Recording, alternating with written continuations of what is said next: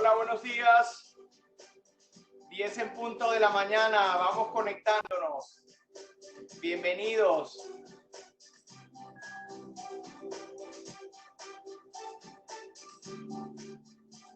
Vamos a dar un par de minutillos. Ya somos cerca de 100 para que sigamos recibiendo más invitados.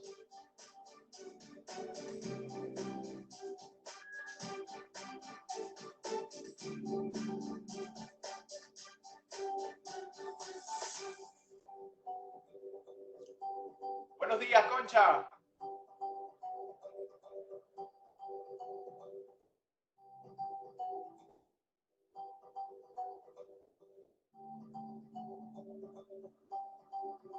Bueno, voy a aprovechar estos minutos mientras esperamos para hacer una reflexión en relación a los webinars. Cada vez que hacemos un webinar y que vemos que se conectan cientos de personas, pues nos damos cuenta que este tipo de encuentros llegó para quedarse. Imagínense ustedes la logística que tendríamos que hacer nosotros como empresa para poder arrancar una reunión de este estilo entre lugar, sitio de aparcamiento, refrigerio. Ustedes tendrían que levantarse más temprano, los tráficos, y muchos a lo mejor no llegarían o no podrían asistir.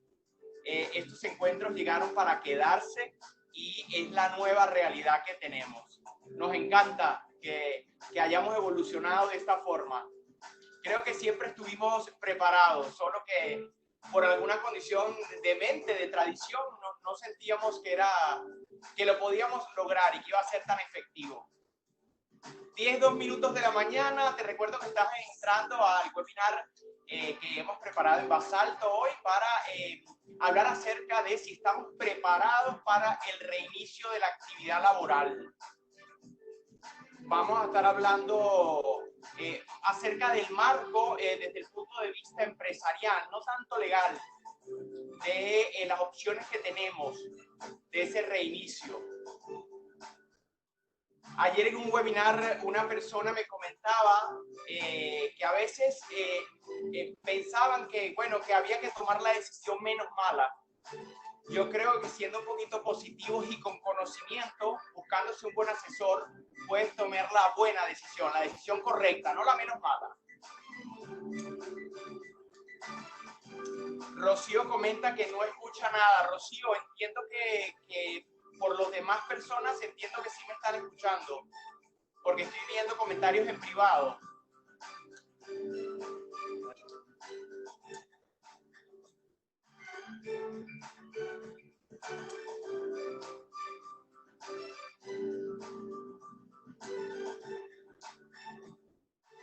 Bueno, a los que se están reconectando, les comento rapidísimo cómo van a ser más o menos las normas. Como todo webinar, vamos a tratar de que todas las intervenciones, el contacto con ustedes sea a través del chat. Estamos preparados para leer el chat en todo momento y la idea también es que tengamos cámaras apagadas y micrófonos apagados. También les quiero comentar que van a ir apareciendo algunas preguntas emergentes. Nos encantaría que las contestaran. Buenos días, José Antón. Me dices que no tienes audio.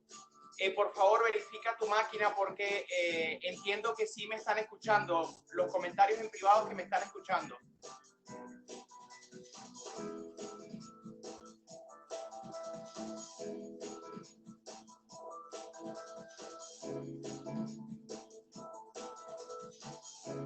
No, Concha, a ti no te vemos. Como te digo, hemos suprimido todos los vídeos y todos los micrófonos por un tema de mejor convivencia en el webinar. Y la idea es que cualquier contacto, yo sé que van a empezar a surgir temas interesantes y van a querer hacer alguna intervención o posiblemente querrán conversar de algún tema. Trataremos que el tiempo en la medida de lo posible lo logremos. Vamos a ir tomando en cuenta vuestros chats. No, las preguntas no salen todavía. Las preguntas van a ir saliendo en el transcurso del chat y ustedes en forma en línea podrán ir contestando, ¿vale? Sí, claro, Concha, te leemos perfectamente a través del chat.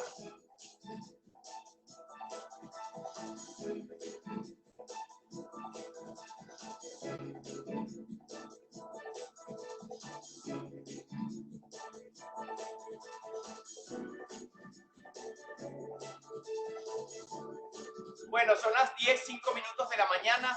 Vamos a ir dando comienzo a nuestro webinar con la finalidad de, bueno, respetar los tiempos. Primero que nada, me llamo José Luis Hernández, trabajo en el área comercial de Basalto.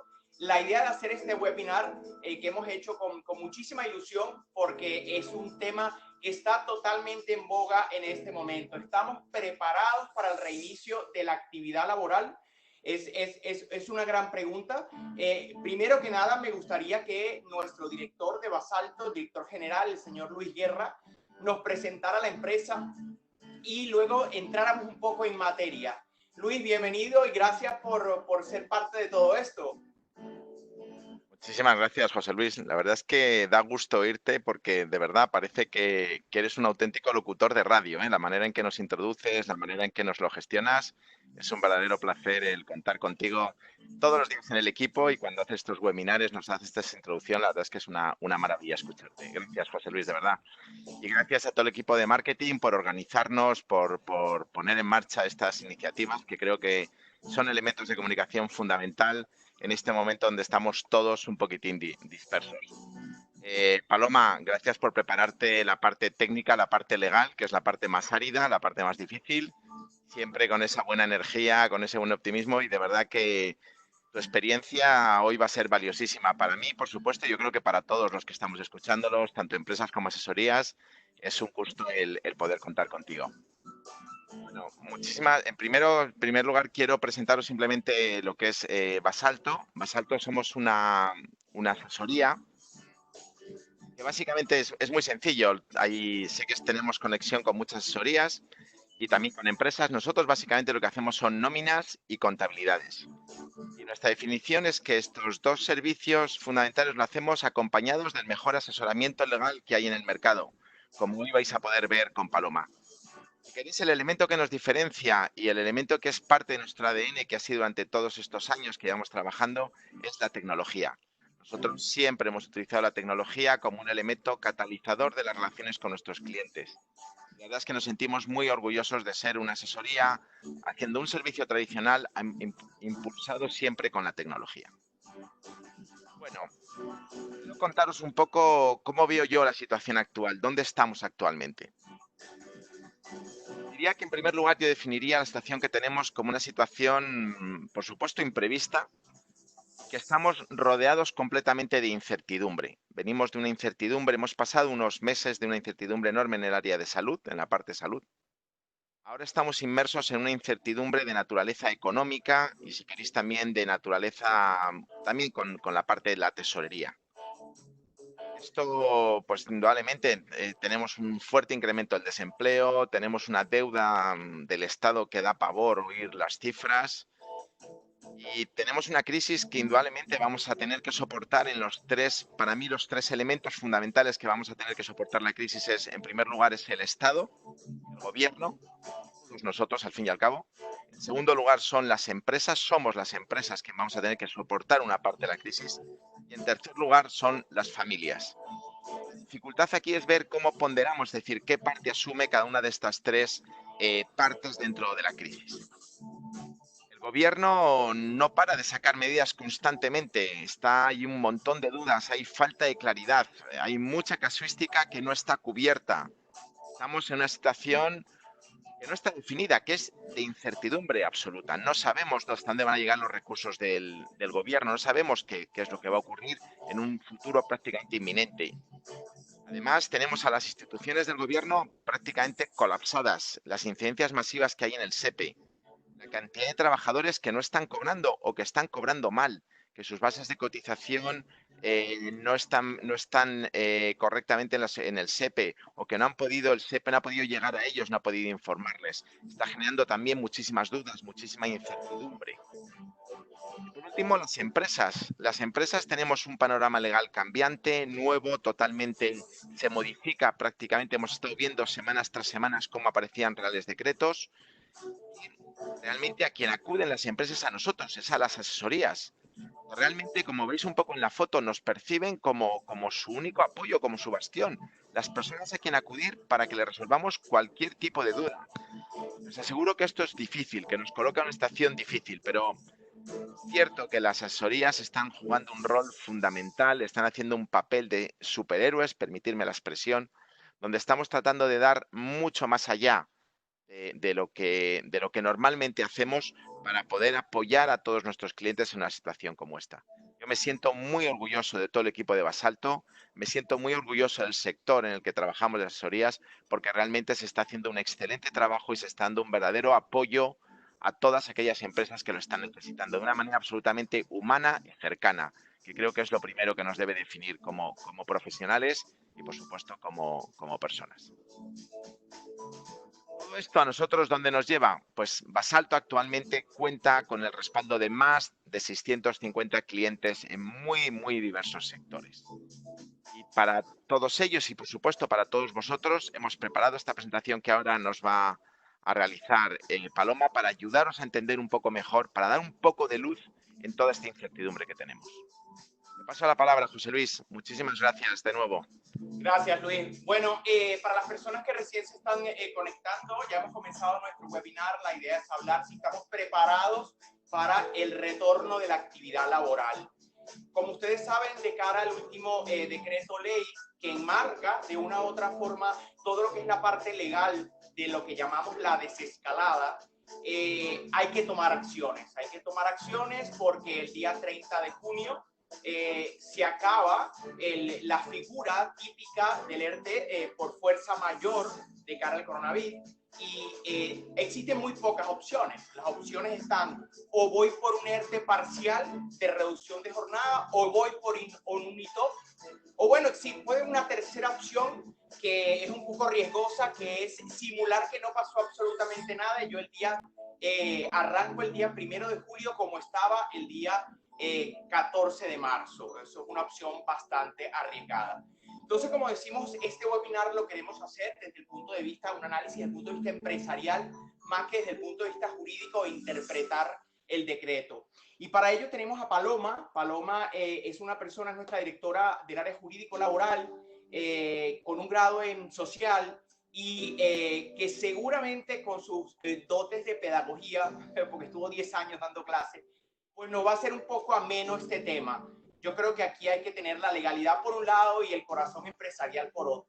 Bueno, bienvenida Paloma, buenos días. Hola José Luis, buenos días. Gracias por la presentación tuya, gracias por la presentación de Luis.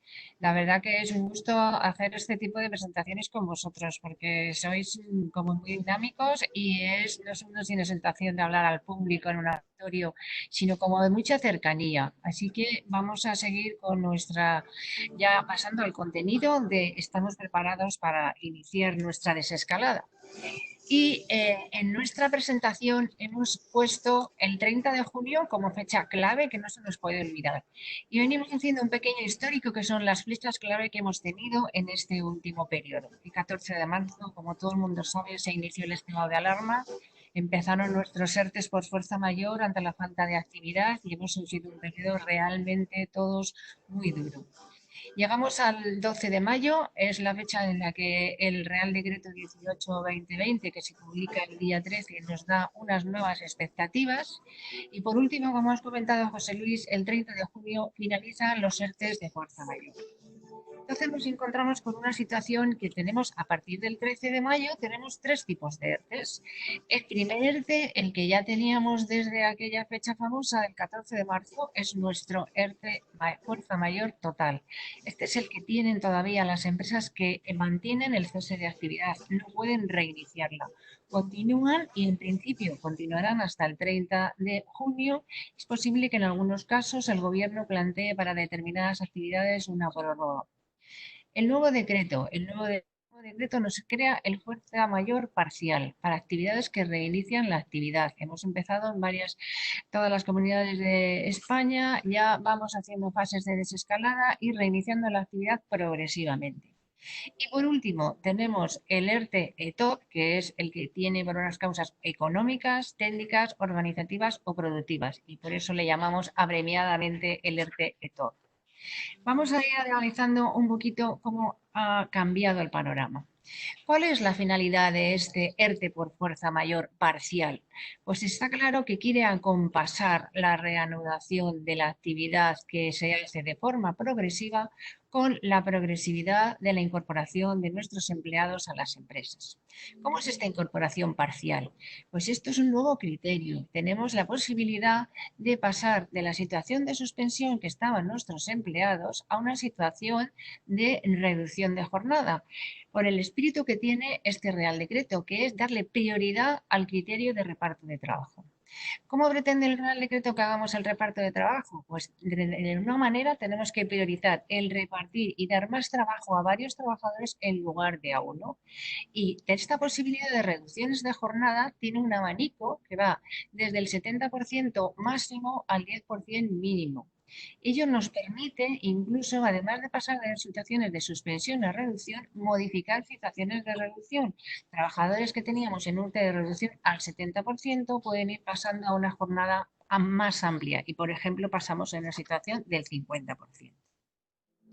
¿Cómo nos cambian entonces estas situaciones cuando tenemos trabajadores que van? Mirad, hemos puesto ahora dos cuadros en el que tenemos dos posibilidades. Por una parte, los trabajadores incorporados.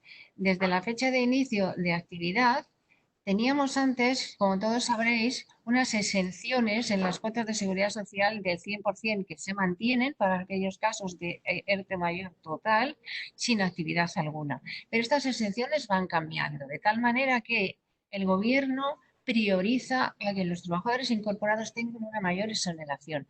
Si os fijáis, en mayo tenemos un 85%, será un 60% para las empresas que tenían más de 50 trabajadores a 29 de febrero, y en junio se reduce y pasa a un 70 o un 45, por la parte de jornada que esté trabajando nuestro trabajador.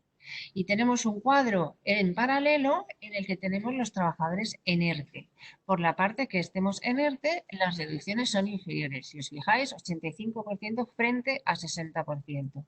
En junio se reducen. Y esto por la jornada o por los trabajadores que mantenemos en el ERTE. Esto Paloma, significa que en algunos casos... Dime, José Luis. sí, una pregunta, Paloma, que me surge aquí. Si yo tengo un trabajador, porque esta desescalada es como se dice, debe ser muy paulatina, muy progresiva, muy cautelar, ¿no? Si yo tengo 3 empleados y decido meter 2 de ellos porque considero que voy a tener masa o mercado, ¿ok? Y los quiero llevar a inicio y después, pues me doy cuenta que no tengo mercado. ¿Qué pasa con ese trabajador? ¿Yo puedo volver a echar para atrás y volverme a meter debajo del paraguas del gobierno? No, en este caso, y esto se lo preguntan con cierta frecuencia a las empresas, tenemos que ser prudentes a la hora de hacer nuestra planificación de reincorporación de los trabajadores, porque en los ERTE de fuerza mayor no hacemos planificación como podemos hacer en otro tipo de ERTE, que más adelante hablaremos de ello. Quiere decirse que tengo que decir, planificar con cuidadito, y es preferible quedarnos cortos, porque luego un trabajador al que he desafectado, que es la palabra técnica del ERTE, no le puedo volver a incorporar. Entonces, en este sentido, hay que ser prudentes. Es preferible decir, mira, saco a un trabajador de suspensión a una reducción del 70%. Incluso a la semana siguiente se me incrementa el trabajo, bajamos a una reducción del 50%. Y así, esta es la desescalada progresiva que nos permite el Real Decreto. Esto me parece que es muy interesante y que nos permite mucha agilidad y mucha facilidad, y esta flexibilidad, que es lo que necesitan las empresas, es muy interesante. Hay que aprovecharla, hay que conocerla y hay que utilizarla al máximo.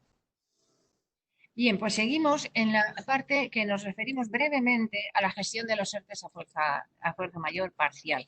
¿Qué tenemos que hacer para ejecutar esta parcialidad? Pues bueno, en primer lugar, evidentemente, tendremos que comunicar a nuestro trabajadores que se sale del expediente de forma completa o de forma parcial. Tenemos que comunicar de forma anterior al inicio de la incorporación al SEPE, porque es la entidad que está pagando la prestación de desempleo. Por tanto, tiene que conocer para cambiar esa modalidad de prestación. Incorporamos tanto al SEPE como al trabajador la fecha de incorporación la jornada, si va a ser jornada completa o parcial, si existe un cambio en la reducción y en el caso de que no tuviéramos la jornada que teníamos anteriormente, antes del inicio, habrá que hacer un acuerdo sobre el cambio de horario. Un acuerdo que tiene que ser específico para esta situación y no se prorrogará para otras situaciones. Paloma, aquí me surge otra duda. ¿Qué pasa cuando no hay mucha disposición por parte del trabajador a adaptarse a ese nuevo horario que requiere o a esas nuevas condiciones que requiere, bueno, la desescalada? A ver, en este sentido, el trabajador, si no quiere incorporarse, está obligado. Se nos ha producido algún caso en el que el trabajador a media jornada no quería incorporarse, pero esto no es posible. Tenemos en cuenta que la situación de desempleo es involuntaria. Luego, un trabajador no puede estar voluntariamente en desempleo. Tiene obligación de incorporarse. Y en cuanto a los temas de los cambios de horario, siempre que estuviéramos dentro de su marco horario, no tiene por qué haber problemas porque aquí estamos hablando de un cambio de horario dentro de una reducción de jornada, con lo cual es necesario. Y ahí lo mejor es llegar a situaciones de acuerdo. Hay que tener en cuenta que aquí estamos uniendo mucha problemática de conciliación de la vida laboral y la normativa reciente protege a todos los efectos estas situaciones. Entonces, hay que, además de tener en cuenta esta normativa, toda la normativa referente a jornada, horario, descansos, etcétera, ¿vale?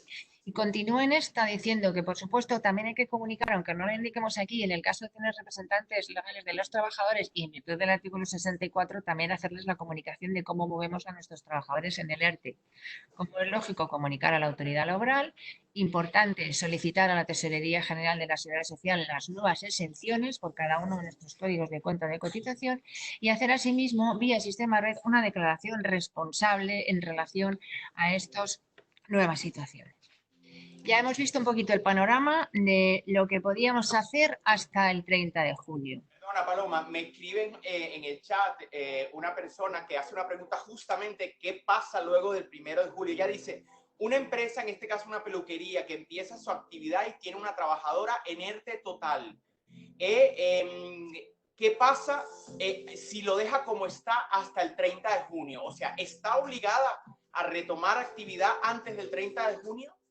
No, el criterio es que la empresa no está obligada a continuar en esa actividad. Date cuenta que la desescalada es progresiva y lo que se entiende es que puede elegir la empresa mantener la situación de fuerza mayor, aunque su actividad ya está permitida.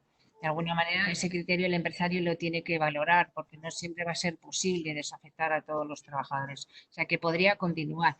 ¿Qué pasaría el 1 de julio? El 1 de julio ya no tiene ningún paraguas, ya sí que tiene que incorporar, salvo que inicie de una de las medidas de la que vamos a hablar ahora, que es el ERTE o Expediente de Regulación de Empleo Temporal. No nos olvidemos de que todos estos son temporales y que tiene diferentes causas.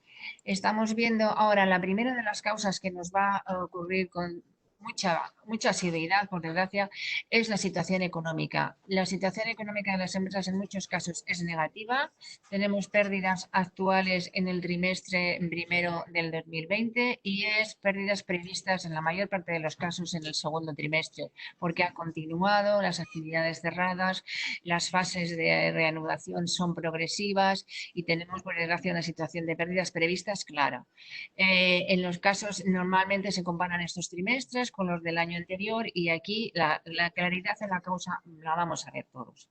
Tenemos una segunda causa que es la técnica, que en este caso no es fácil que se produzca porque suele producirse cuando hay nuevos elementos en la cadena de producción, normalmente nueva maquinaria, etcétera. No creo que sea una causa que en esta situación se vaya a dar mucho, pero sí se nos puede dar las causas organizativas. Las causas organizativas, cambiamos nuestro método de producción y aquí sí que puede haber ajustes en los temas de horarios, turnos, etcétera.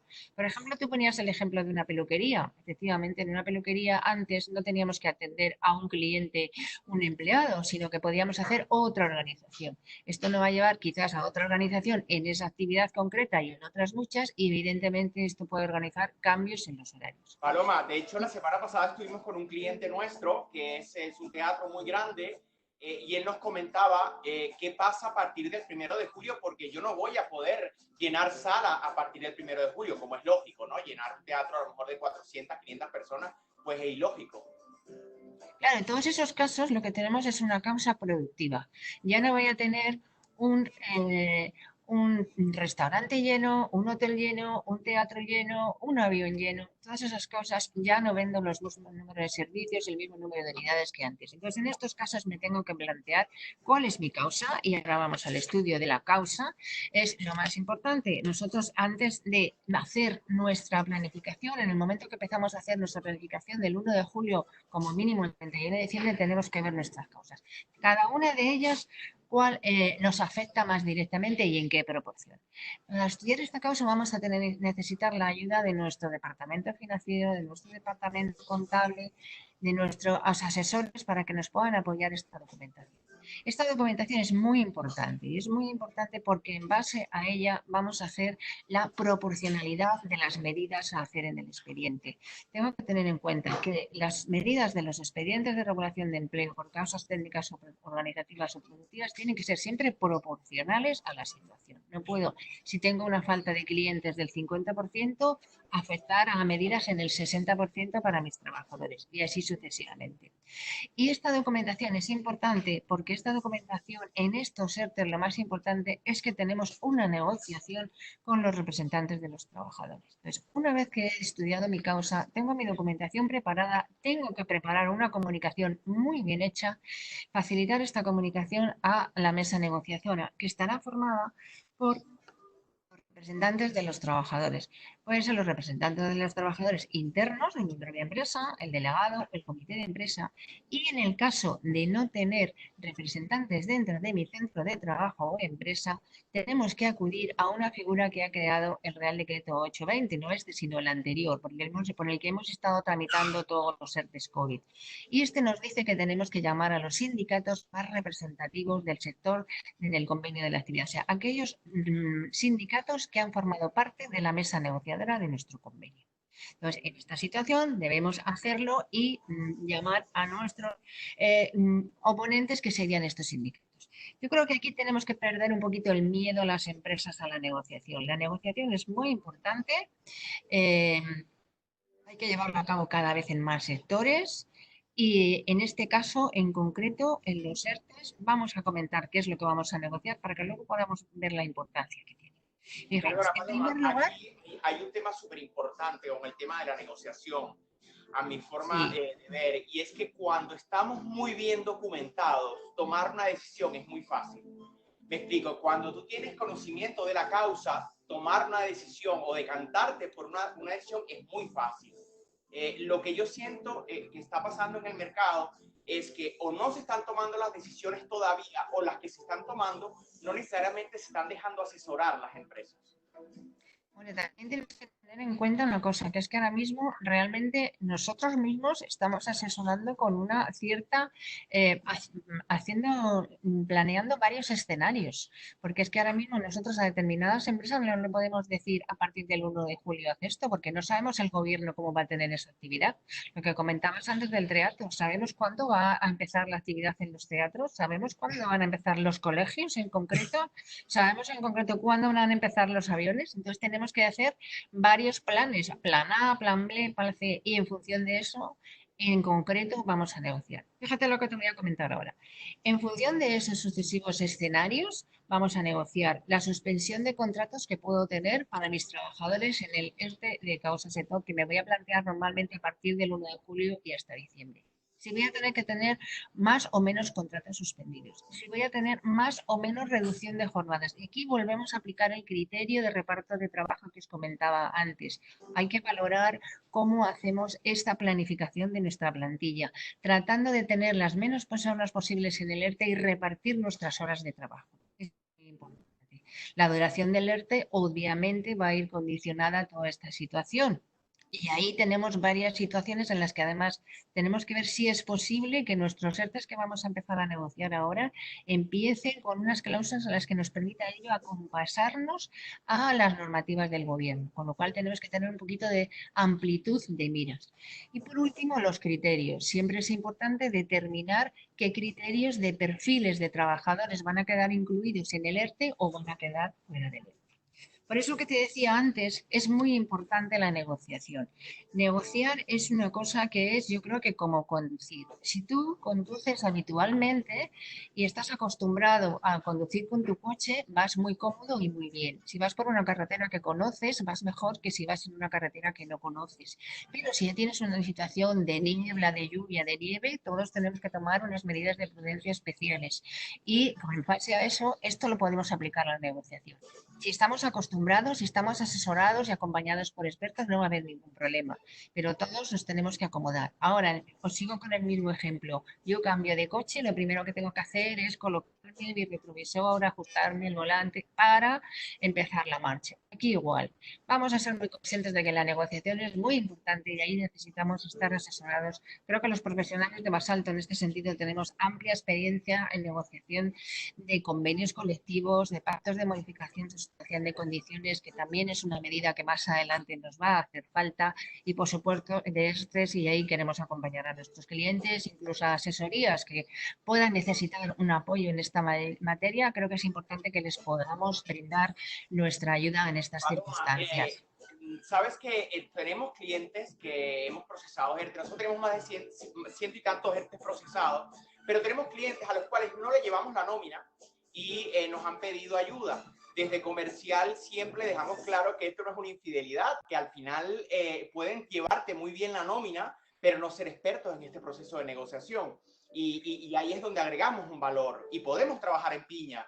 Efectivamente, José Luis, yo creo que esto es importante tenerlo claro, que ahora Basalto, que es una gran asesoría haciendo nóminas, puede aportar este valor añadido, no solo a sus clientes, sino a otras asesorías que no tengan este expertise en la materia de negociación. ¿Vale? La materia de negociación es muy importante y Basalto no solo apoyar a sus clientes en esta situación, sino que además tenemos grandes profesionales que luego en el área jurídica, si no tenemos una situación de éxito en el ERTE, si no se lo impugnan, también vamos a defenderla, porque vamos a acompañarles en todo el proceso.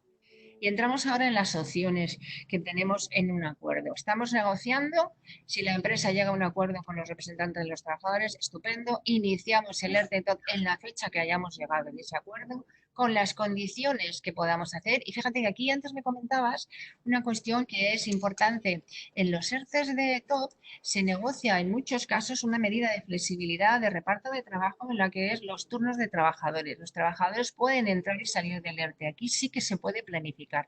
Y esto es muy importante en algunas situaciones porque hacemos ERTEs de suspensión de jornada, pero por semanas, por meses. Los trabajadores van rotando de tal manera que las medidas se van repartiendo. En el caso de que no haya acuerdo, pues la empresa puede decidir ejecutar o no las medidas de flexibilidad. Que no las ejecuta tiene plazo de 15 días para no ejecutarla y valorará la situación. ¿De acuerdo? Entonces, en definitiva, vamos a un poquito a ir cerrando el tema para que no extenderlo más. Ya nos ha cambiado este Real Decreto 18-2020 y que nos mantiene. Nos mantiene los plazos del artículo 23 del Real Decreto 8-2020, los 5 días para la constitución de la mesa negociadora. Este plazo es concreto, yo comunico a mis representantes, comunico a los sindicatos si es el caso y en 5 días tengo que tener fecha de inicio de las negociaciones. Se fija el calendario y en 7 días tengo que finalizar esa negociación. Aquí no hay plazos para dilaciones que no son necesarias. La situación es muy concreta para todas las empresas y hay que trabajar con un cierto ritmo y agilidad. Entonces, tener en cuenta que estos plazos tienen que ser antes del 30 de junio. Aquí las fechas para iniciar el nuevo ERTE tienen que ser justo a continuación del ERTE de fuerza mayor y hay que negociarlo con el artículo 18, pero antes del 30 de junio. Si no, ya nos vamos a ir a las medidas habituales en las que se hace la negociación de los ERTEs, en la que los plazos son más amplios. Por último, vamos a comentar qué ocurre con los ERTEs ETOP que teníamos negociados en esta etapa. Ahora la gente dice, ¿ahora tengo alguna ventaja, algún inconveniente? No, estos ERTEs siguen con la misma duración. Los ERTEs ETOP que hemos negociado en este periodo y que han sido con una fecha de finalización, por ejemplo, 30 de septiembre, 30 de octubre, continúan en los mismos términos en los que se pactaron en el acuerdo final que se ha registrado ante la autoridad laboral. ¿De acuerdo? Y hay una cuestión que nos ha aclarado este Real Decreto y que es también importante para las empresas Es la cláusula de mantenimiento del empleo. El compromiso de mantenimiento del empleo es de 6 meses desde que se reinicia la actividad en el ERTE de fuerza mayor y afecta exclusivamente, y este es el cambio, a las personas que estaban incluidas en el ERTE de fuerza mayor, no a otro tipo de ERTE y no a las personas que no hemos incluido en el ERTE de fuerza mayor. Esto es importante porque nos puede dar estrategias a la hora de hacer ajustes de plantilla en los siguientes 6 meses. Porque hay que tener en cuenta... Esta es la parte más controversial de este decreto. Porque por lo que creo que sí. Ahora vamos a ver lo que me costaría si decido despedir un trabajador, que es la gran pregunta. ¿Qué pasa si no aguanto y tengo que despedir a algún trabajador? Pues a ver, por eso es muy importante esta estrategia, porque si he tenido una parte de mi plantilla en ERTE de fuerza mayor y otra parte no, tengo que plantear si me compensa mantener a ese trabajador 6 meses frente al coste de que puede ser devolver todas las cuotas que no ha pagado, no solo de ese trabajador, sino de todos los trabajadores incluidos en el ERTE de fuerza mayor. El coste es muy alto y no solo la exención y además el interés de demora y el recargo y una actuación de la inspección de trabajo. Entonces, mejor no nos enfrentemos a esto. Hay que valorarlo muy detenidamente. Esta cláusula de mantenimiento del empleo tiene unas excepciones que están bastante tasadas. En concreto, es el despido considerado disciplinario procedente en el juzgado. Los casos de baja voluntaria del trabajador, muerte, jubilación, incapacidad total absoluta o una gran invalidez, la finalización de los trabajadores fijos discontinuos en un periodo de actividad. En este caso, evidentemente, se mantiene el empleo porque los fijos discontinuos no rompen su actividad al finalizar el periodo de actividad, sino que se iniciará otra vez en el siguiente llamamiento. Luego está claro que no va a haber ningún problema en este caso. Por último, los contratos temporales. Los contratos temporales es muy importante. Cuando tengamos una obra que ha finalizado, y ha finalizado de verdad, porque ya no se puede continuar, no hay tema de concatenación, no hay ninguna posibilidad de llevarlo a claro, no hay ningún problema, no va a haber que exigir la cláusula de mantenimiento del empleo. Otra cosa es que hay siempre algunos casos de contratos temporales que no están hilados fino, que pueden tener alguna duda en su situación. También, evidentemente, terminarían los contratos de interinidad, salvo los contratos de interinidad que son para cobertura de vacante. En esos casos, evidentemente, la cobertura de vacante no se ha podido llevar a cabo y continúa. Y adicionalmente quedan excluidas del compromiso de la cláusula de mantenimiento del empleo las empresas en riesgo de concurso de acreedores que no van a continuar con su actividad. Y creo que vamos ya a pasar a las preguntas, ¿verdad, José Luis? Yo tengo varias preguntas, una que me están haciendo por el chat, donde me dicen de que hay una empresa que tiene, una sociedad que tiene dos trabajadores y se van a jubilar. Dice, te lo leo textualmente, una sociedad con 2 socios y uno de ellos está jubilado y el otro se puede jubilar el 30 de junio. Tiene 2 trabajadores en ERTE por fuerza mayor. ¿Qué pasaría con esos trabajadores? ¿Tiene que mantener el empleo durante 6 meses más? Porque por el caso de que como socios pasan a jubilación. Entiendo que lo que quieren decir es que están valorando la posibilidad de cerrar una sociedad, puesto que hablan de 2 socios. Sí. Y efectivamente, si se han beneficiado del ERTE de fuerza mayor, tienen un compromiso de mantenimiento de empleo. O sea, o la empresa tendría que ir a un concurso de acreedores, pero si no tiene riesgo de concurso de acreedores, tiene que mantener el compromiso de empleo. Yo entiendo que está. Perfecto. Hay otra pregunta buena que es en relación a los contratos temporales. A ver, una persona que tenía un contrato de 3 meses temporal, el 14 de marzo, cuando ocurrió esta situación, había solamente trabajado 15 días. ¿Qué pasa con su contrato, que le quedan 2 meses y medio de contrato a partir del 1 de julio? A ver, los contratos temporales, y esto nos lo decía en el Real Decreto anterior, el 9-2020, esos contratos se suspenden, no transcurren. Los periodos de contratos formativos, de relevo y temporales por acumulación de trabajos se han parado se ha puesto el contador quieto en ese momento para que lo veamos en un ejemplo muy claro en cada caso, porque no todos los ERTEs han empezado en la misma fecha, esto hay que tenerlo en cuenta. Muchos empezaron el 14 de marzo, pero otros han continuado, incluso hasta después de Semana Santa, dependiendo de las actividades que han ido viendo cómo podían o no podían hacerse cargo. El periodo que no se ha llevado a cabo, que sea hasta el contrato suspendido, hay que sumarlo a partir del 1 de julio. Continúa ese contrato. Paloma, ¿y la misma situación se da para el caso de los que están en periodo de prueba? Los periodos de prueba, en principio, el periodo de prueba se ha paralizado. Ahora continuamos con el periodo de prueba. Sí. Vale, pero claro, evidentemente luego del periodo de prueba igual puede ejercer el mismo derecho. Sí, estamos en las dos partes, el contrato se ha suspendido para ambas partes. El periodo de prueba no se ha podido ejecutar porque no ha podido haber prestación laboral, ha perdido su sentido.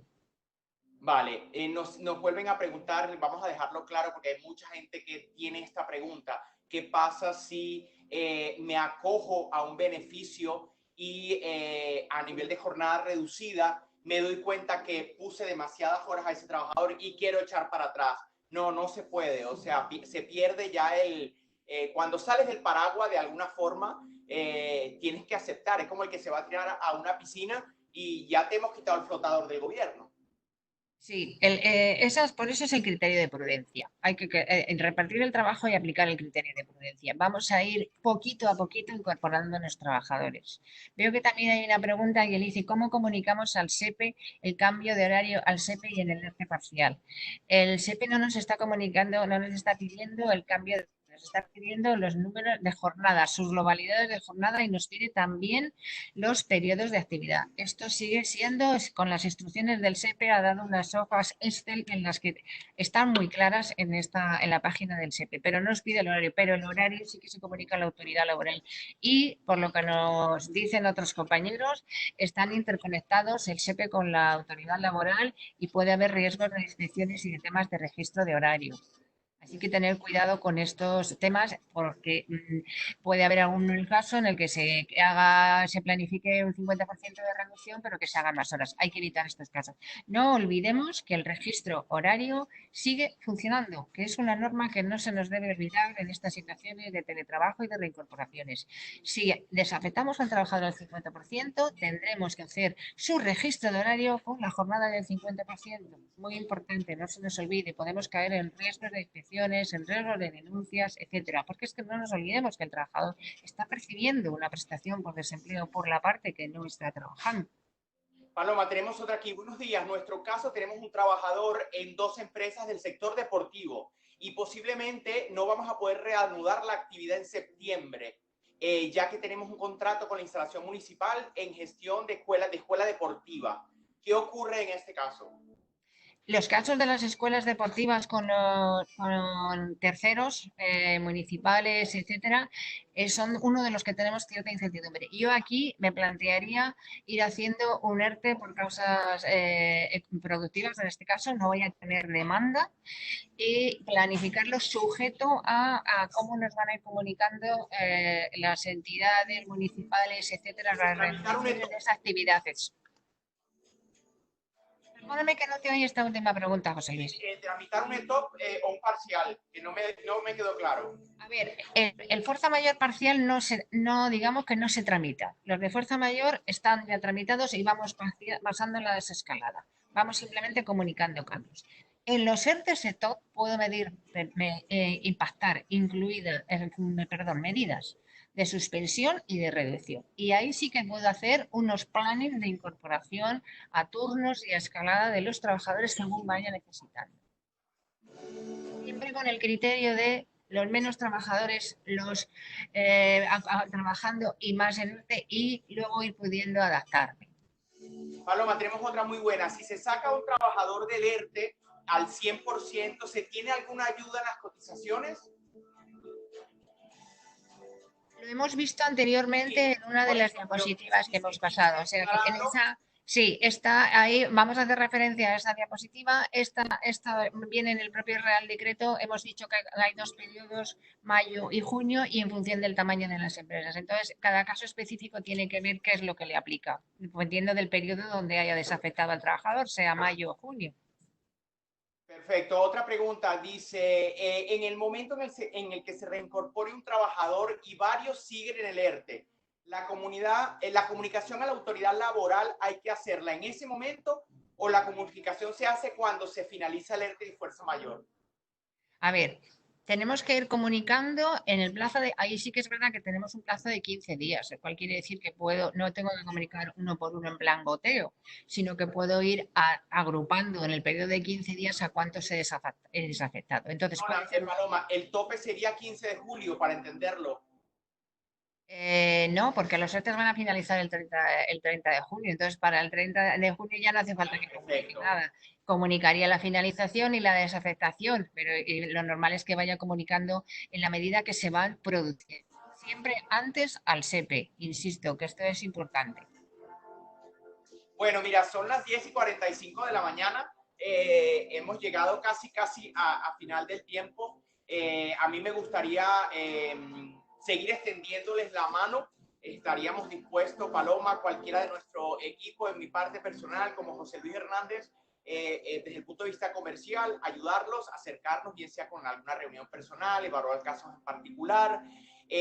Yo quiero hacer un recuento muy rápido de lo que hemos visto. Tenemos que pasar hacia la normalidad con paso de plomo. Algo que me encantó muchísimo, Paloma, es soy un conductor y estoy acostumbrado a conducir mi coche. Yo voy a poner peor ese ejemplo. ¿Qué pasa si a mí me dicen, ahora vas a conducir un camión por el centro de Madrid? Evidentemente podrás ser muy buen conductor, pero no estás preparado para conducir por un camión en el centro de Madrid. Entonces debes buscar asesoría, debes buscar ayuda, debes buscar a alguien que te diga cuáles son los truquillos que tiene cuando vas montado en ese camión y vas por las calles de Madrid tan estrechas. No sé, me parece que es un tema sumamente delicado y que a veces invertir un poco en asesoría, invertir un poco en conocimiento, en saber en qué puedo hacer. No sé, Paloma, si tienes algo más que quieras agregar. Yo creo que sí, que es importante. Negociar en estos casos es importante porque nos va a permitir hacer adecuadamente nuestro futuro de la empresa. Entonces tenemos que ajustarnos, tenemos que apoyarnos en alguien que conozca muchas posibilidades de llevar a cabo esas variables que van a influir en cómo voy a desarrollar nuestro negocio. Entonces, ahí de verdad que creemos que es importante que contéis con una persona especializada en este tipo de negociaciones y queremos darnos la ocasión de que contéis con Basalto. Yo por mi Sí, parte creo que nada más, que muchísimas gracias a todos los que han participado, que ha sido mucha gente. Seguimos teniendo y entrando preguntas. No sé sí, si... entrando preguntas, pero bueno, quisiéramos respetar los tiempos por un tema, bueno, de regla. Muchísimas gracias, ha sido un placer para nosotros. Y Luis, si quieres despedirte. Sí, claro que sí. Muchísimas gracias a todos por estar ahí, por estar atentos. Es muy interesante, Paloma, de verdad, el enfoque que das, lo bien que nos explicas las cosas, lo sencillo que lo haces con lo difícil que es. Estoy convencido que a muchos nos quedan muchas dudas, que es un tema muy complicado. Sí, Os vamos a mandar a todos la grabación, por supuesto, para que podáis disponer de ella. Y lo que ha dicho José Luis, no os quepa ninguna duda que estamos aquí para ayudaros, para echar una mano a cualquiera, seáis compañeros o seáis empresa. De verdad que podéis contar con nosotros, que vamos a estar encantados de poderos ayudar. Muchas gracias a todos y que tengáis un muy buen día. Gracias. Chao, feliz día. gracias a todos, adiós, muchas gracias.